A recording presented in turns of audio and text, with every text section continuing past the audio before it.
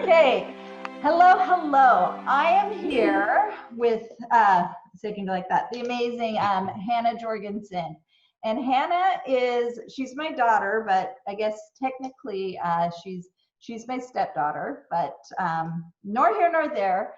And I wanted to ask her, with everything that's going on, just ask her about how she feels and what her thoughts are.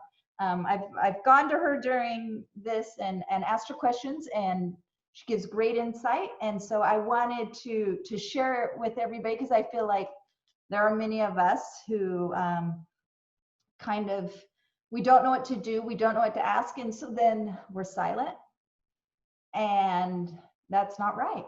So anyways, Hannah, welcome. Thank you. Thanks for having me. Perfectly You're happy. welcome. So we've talked about this a bit, and what's the one thing you wish, I mean, dare I say, people like that white people knew? What's the one thing you wish we knew? That it's okay to ask questions. I think that as a society in general, just because issues of race in general are just super, super charged. And people, instead of asking questions, they are afraid of what people will think or how people will judge, because they don't know something. And it's okay to admit, hey, I don't know, I don't understand, please let me know. Please, I want to understand. Because what happens is that people, instead of asking, make conclusions for themselves, and then feeds into a larger problem and creates a huge divide, as we were seeing going on right now anyway. And people get really, really defensive because what happens is they start to cling to those beliefs that they have. Like white people cling to their white guilt, and then it turns into instead of talking about all the things that they're seeing going on in the world, they defend their own conclusions and then get defensive, and then it turns to anger, and then it turns to rage on both sides. And that's what we're seeing right now. Yeah. So asking questions is okay. It doesn't make you mad when I text you and say, "Hey, Hannah." Oh, so here's the thing, because this is something that people debate a lot. I think when it comes to family members, that's something for me personally, I was really happy that you reached out and wanted to talk about it, because you're my immediate family, and you're my stepmom, and I love you a lot, and I know you love me a lot. And I think that what something for me is people who I'm not very close with, who I don't know that well. I've been getting hundreds of texts every single day, messages, Facebook things, trying to get me to validate their white guilt, trying to be coming to me, asking Hannah, I really love and support you, and I just feel every day I try and do XYZ, ABCD to be a good, I'm just I don't respond. I'm just I am not that person for you. If there's something that you don't understand and you're not that close to me, I really just want you to go online and look up something or talk to someone that is closer to you. Because it's just hard. It's hard because I want to be able to, if people have questions, I want to be able to answer them. But I'm also not a dictionary. I don't have all the answers for everything. I'm one person. I'm one Black person living one life experience, because in a lot of ways, I while I am Black, there are a lot of ways in which my life and the way I was brought up, the things that I have run into in my life are different from things that my very close friends from New York have run into. And while I have faced a lot of adversity because of the color of my skin, because of who I am, it is each person's life experience is different. I am one unique person, so as everyone else that I know is one unique person, and their lived experience is different. And so it's just it's hard. It's hard. It's using resources, but then also talking to people. It's honestly, all I wanted to hear from these people is just a text saying, I hear you, I love you, I support you. Well, and that's perfect. That's great, because that leads me right next is, what can I don't know what to do to support you. I don't know in the area I live right now, Yeah. what to do to support you or to Yeah. support, you know, to be active. Like they were saying, it's, you know, that you can't just not be racist, but to be anti-racist. Hmm. And then I'm like, okay, but I don't know what that means. Like, Yeah. what can, Yeah. you know, obviously I'm different than, you know, my neighbor because she doesn't know you, you know, and stuff like that. But what can we do? Yeah. Yeah. So like, um, on an individual level, it's like different because like you're talking about like what can I do to support you just like as your stepmother, and then versus like what can I do in terms of like what is going on itself in the movement itself. Yeah, so And like like, let's say in the movement itself, let's say for all these people who okay, watch this, who yeah, you know, what can they do? And it's that live in, I mean, all the places I've lived, yeah, sadly, yeah, are like what, 99%. Why? I yeah. mean, so what can they do? Someone who's watching this who doesn't know you and they want to be an active participant, Mhm. what is something they can do? So there's a lot that people can do. And I think a lot of people, what they're running into right now, as well as being like, well, does that mean I have to be like a protester? Like, do I have to do that? So like, and no, you don't. There are so many ways to be an active like participant in what is going on. It's like donating to like different like charities that are supporting like the families of George Floyd, like the families of like Sandra Bland, the families of like so many like Black people who have been murdered and like have not they have not really received justice because it shouldn't have happened in the first place. Yeah. They should never have been killed in the first place. And I think that what people can do is trying to understand, instead of coming at the protest, because what's happening a lot is people are coming at the protest being like, this is horrible, like all this violence, like da da da da, like instead of just like attacking the protesters for what they're doing, ask why. Mm-hmm. Why is it that people are so angry? Why is it that this is happening? Why is it that people are looting? Why is it that like innocent like shops are being looted by these protesters? Like instead of being angry about that, be angry about why it's happening. Why is it that this is what we've come to? Like, oh, like I am and if you want, like I have like a lot of really really really awesome resources that I have found of like things, like there's like it's literally called like 75 things you can do right now with a click of a button that's like really Okay. easy. If you want to share that with your Yeah. followers too, because a lot of it, it's like books that are really really awesome, like some stuff I have read that is like a really easy read. Some of them are like really funny but like just breaks down like the systemic racism that has existed in our country forever. Because there Mhm. was a period, the problem is like there was a period of time in which people, like the knowledge that was being spread is like racism doesn't exist anymore because the civil rights movement happened. And that is what is a lot of people's impression. Well, like Yeah. you laugh, but like that No, really no, I'm is laughing because reality. I like know it's not true. No, I know, Like, I know, I know. Like it's crazy. It's crazy. But yeah. like that has been what people's experiences in this country has been for so long. And so like to a lot of these people, they're like seeing all that's going on, they're just like, what? Like, what is going on? And then like trying to like attack the movement by saying blue lives matter, all lives matter. Mhm. Yes, no one is questioning that. No one is ever questioning that. The movement is not meant to attack police. It is not meant to attack like that all lives matter. Yes, all lives matter, but all lives don't actually matter until Black lives matter just as much. Mhm. Because like I told you earlier, like the problem is like, yes, like blue lives matter, what is happening, like there are a lot of great police out there, like you said, like you have like really really close friend who's a police officer. Like I know people whose parents are police officers. Like that isn't, we're not talking about people on an individual level. Yeah. There Okay. are great police out there, but the problem is systemic. It is a problem that is existing with the system. It is the problem with the system.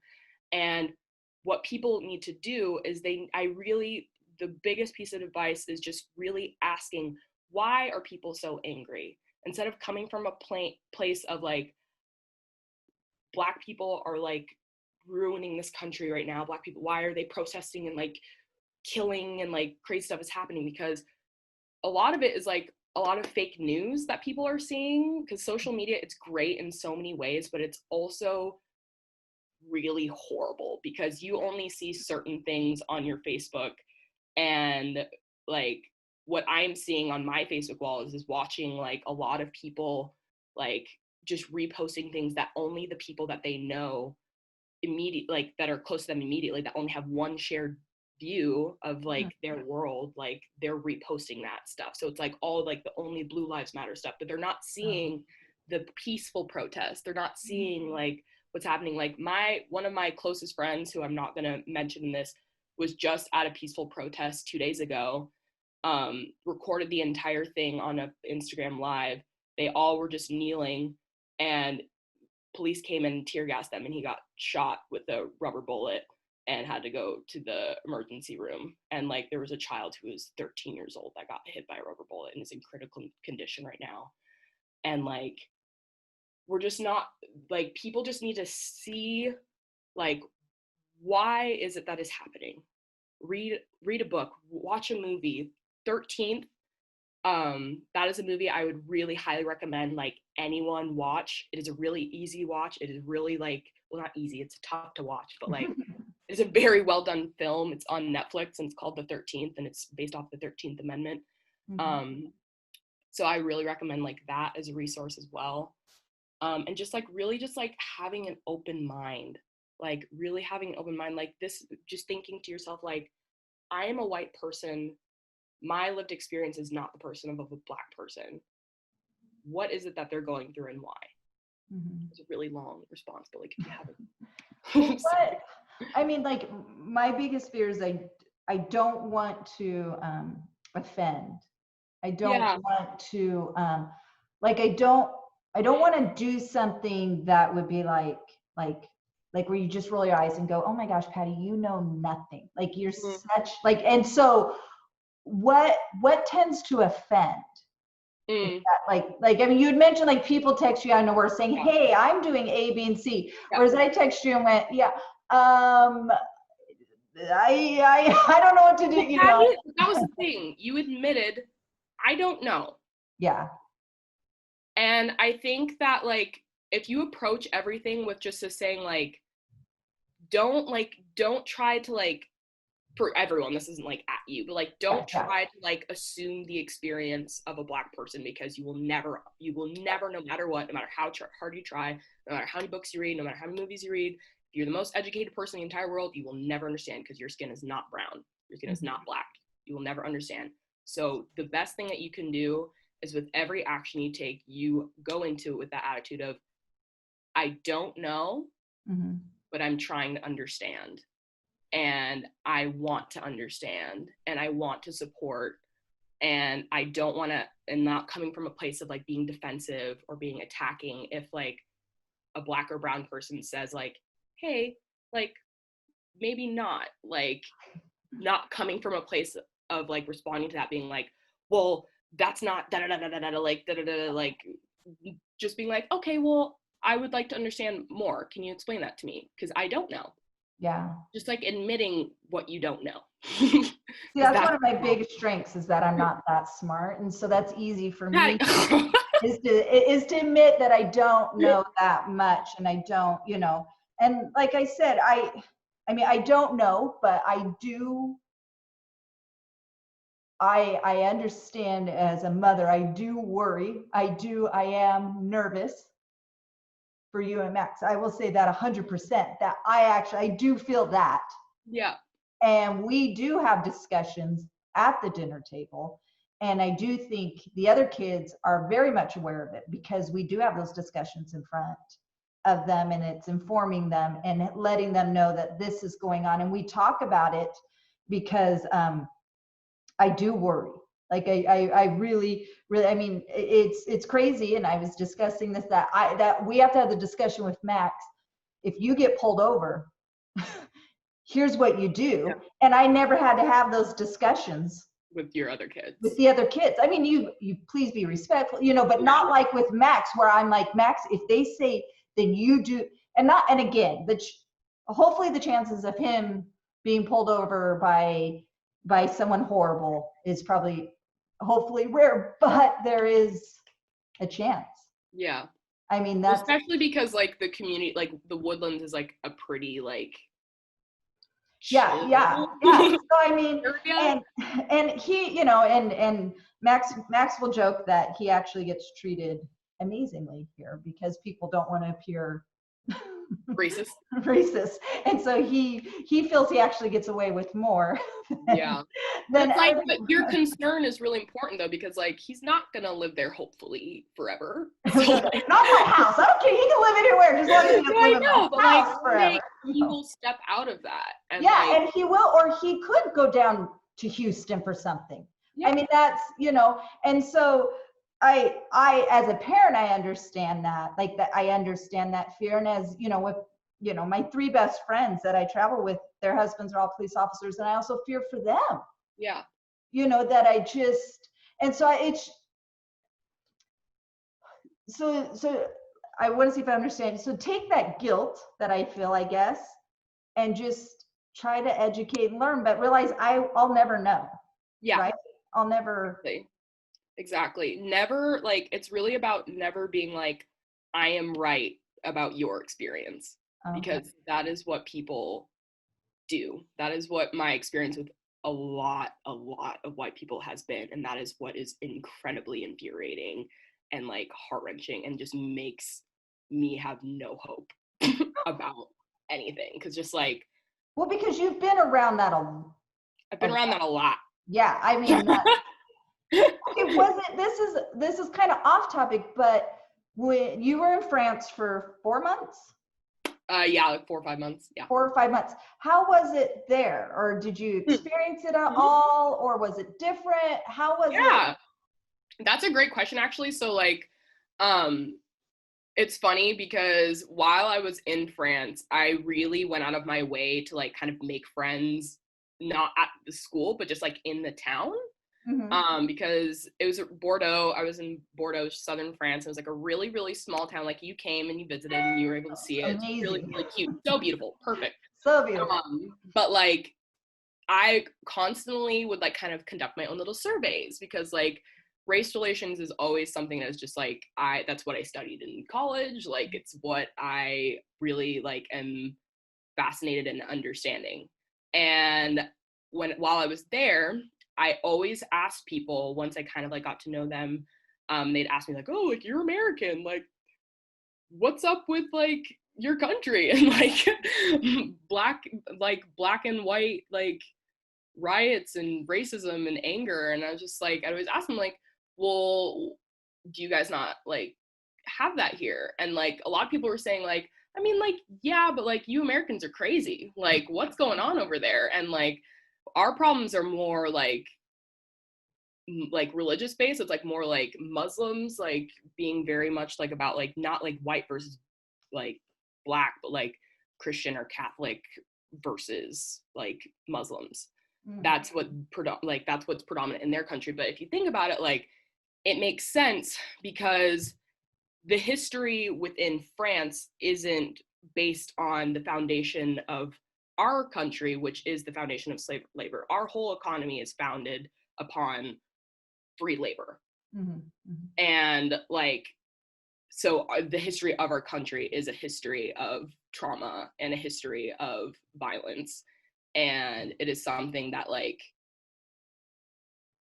will always persist because of how much like anger people feel for what happened in the past, like what happened in like the Civil War, like the South versus the North, like because the North in fighting for like anti-slavery like ended up ruining the South. Like in that war, like their whole economy was like destroyed, like their land was ruined because the North went in and just ruined everything. And so the resentments based on what the North did to the South was just like heightened like the like racism in general, because like one of the main goals of the war was just to end racism and end slavery. And like, so that is something that has persisted in that too, because it's just like ingrained within the history of our country. And so France does not have that, because they ended slavery way before we did. We lasted like hundreds of years after they ended it. So like, that's why, which made sense, but it's just really interesting to ask them. Do you think it's getting better? I'm not meaning like today compare, but like, let's say like from 5 years ago, or that it feels like that with each generation. I mean, I feel like maybe my grandparents, that my grandparents were just almost getting out of racism. But then like your grandparents, like I don't feel like, I just like, I mean, is there hope in the next gen? I mean, like, I feel like it's coming a long ways. I mean, I just talked to, so one of my good friends, she teaches kindergarten. And so she's like, she this week went and bought a whole bunch of books for her kindergarten class to read about racism and and how to, or I don't know, but she went on this list and it's like, what are books? She's like, I'm going to teach my kindergartners, you know, how to be anti-racist, you know, just to do this. And I thought that's exactly, you know, it's going to start at the dinner table. It's going to start in our classrooms.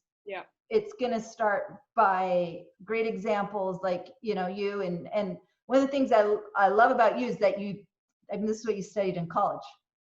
You know, this is what your degree's in. Like, you know, I mean, you just aren't going off of things you're reading on the internet.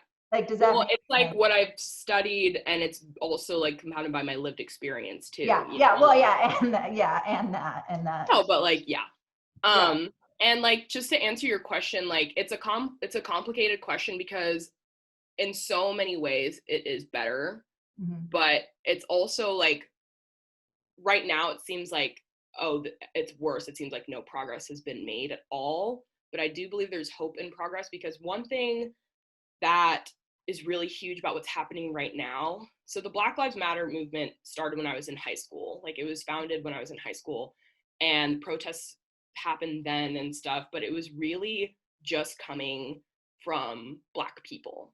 Like, there were white allies that were supporting, but it was really, really just coming as Black people yelling at white people saying, this is what is happening, help, like, what is going on, like, this is what is going on in our country, and no one has seen it.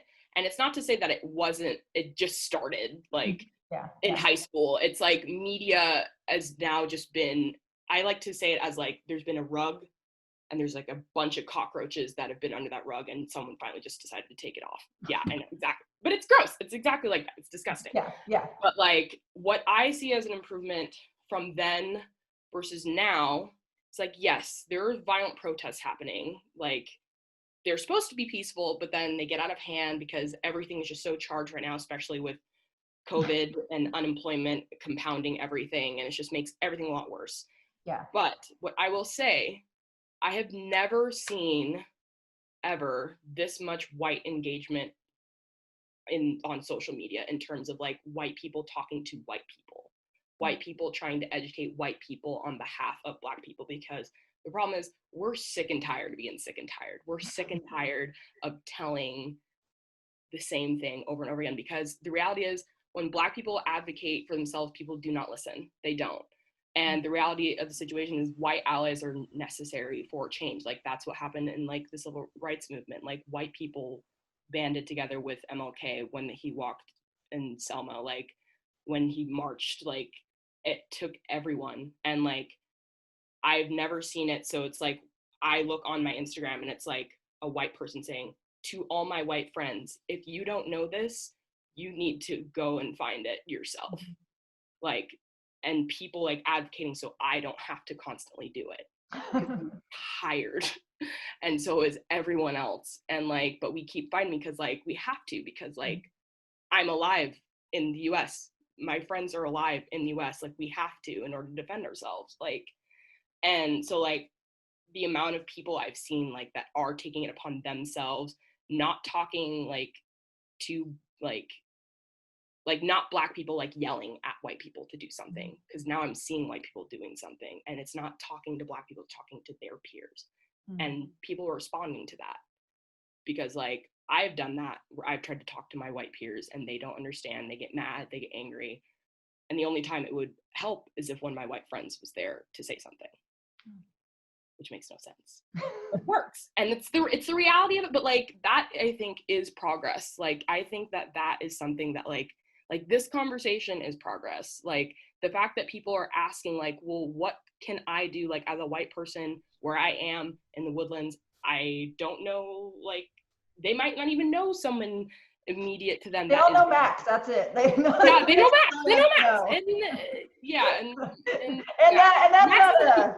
Exactly. And he also doesn't really talk about any of this anyway. So like I don't even know if Max knows this is going on right now. He doesn't. He's in his own universe, so he's not a good example of anything. But like just asking like what can I do to be involved, and it's like you like just because you don't know a Black person or aren't close to the Black person, you are a part of a system that is contributing to this. So staying silent and doing nothing is a problem. Like sharing, this is what I recommend, like sharing resources on social media is a great tool in a lot of ways. It can be really harmful, but it can be really, really awesome in so many ways. Like sharing like resources, saying like, this is a list of links of like things that you can do. And like, I'll share one with you so you can share it with people. And like a list of like really awesome books and movies too, because like, just like talking about it, like with your white friends, like doesn't have to be with a person of color, just talk with your white friends. Because like honestly like I think that needs to happen more, just like white people talking with white people about what's going on and like trying to empathize what the Black experience is. Like you don't need to have a Black friend to talk about these issues, because sometimes it's like you said, like it's kind of scary, because like especially if you don't know something and you're scared of like offending or like saying something wrong, like it's sometimes just nice to like be in a safe, like, not to say that it wouldn't be a safe space, but a place in which you feel like, hey, white friend, I have something I have to say. I don't know who to talk to about it, but like I want to talk about what's going on. Like, and I think that that's really like a huge step too. Like you don't have to be on the front lines out there protesting. I'm not doing that. I'm really scared, like, because of everything that's going on. Like, I admire, like, a lot of people who are out there doing it, and, like, there's also just not, like, any huge protests that are happening here. Like, there's one that's going to happen in LA on the 14th, I think, but I'm not going to that because it's crazy in LA. And it's super violent. They're on curfew right now and stuff, but that's like a whole other thing. No, you were around around protests in France, and that was scary. That was not. I got tear gassed while I was in France. I know. So you, it was done that. That was over gas, right? Mm-hmm. It was it's like really complicated. It's like some gas, bus drivers. I can't remember what it was. Yeah, it's like the working class being mad. See, you could tell people. You could leave that part out and say, yes, I have been tear gassed in a protest. Just not this one. Just not this one. No. Well, thank you so much. Yeah, of course. Like I said, I haven't. It's people are afraid to ask you, so they ask me. But that's okay, because we are we've come along. I mean, I really do believe, like, I think even I have that. I just feel that we just need so much more love and understanding. Like I love how you said, just try to see other people's point of view, try to realize and try to just, empathy is, just that you don't know everything. And that's, you had so many great things. I thank you with all my heart for doing this and sharing and being vulnerable and being the one Black person. So, well, I mean, but I mean, one that I feel comfortable. I mean, I have, you know, it was one of my friends says, do you even have, or actually, I think it was one of my kids. They're like, do you even have any black friends? I was That like, sounds and I was like, actually, I do. It's just you know, it's people I Yeah. volunteer with, so they never come in contact, or you know, or friends from school. Yeah. But that's, I appreciate it. Yeah, I mean, like Patty, like you are my family, and like family, it's like different, and like I want to talk about these things. Like I want, like, this is something that you should always feel like you can be. You don't need to be scared about being wrong. I know. I just think, I felt like I could do this with you, and you will Yeah. do it with me. But Yeah. I wanted to put it out there for everybody, Yeah, yeah, because and not like everybody has a Hannah in their life. no, exactly, and like I think that like things are really, really horrible right now, and it doesn't seem like everything's gonna be okay. Okay is like Yeah. quite a broad thing to say, but like change is happening, and people just need to like, I just need people to be open minded and to not like attack the movement itself. I understand that people are angry about the violence that is happening, but just like really just understanding why it's happening Yeah. and how it can be a part of the good that can come out of it. I love that. Let's all be a part of the good. I'll be a part of the good. Let's all be a part good. Okay. Well, we will have those links up. You send those Okay. to me. We'll have those links and things we can do. And thank you so much. I love you. I love you too. Thanks. You're welcome.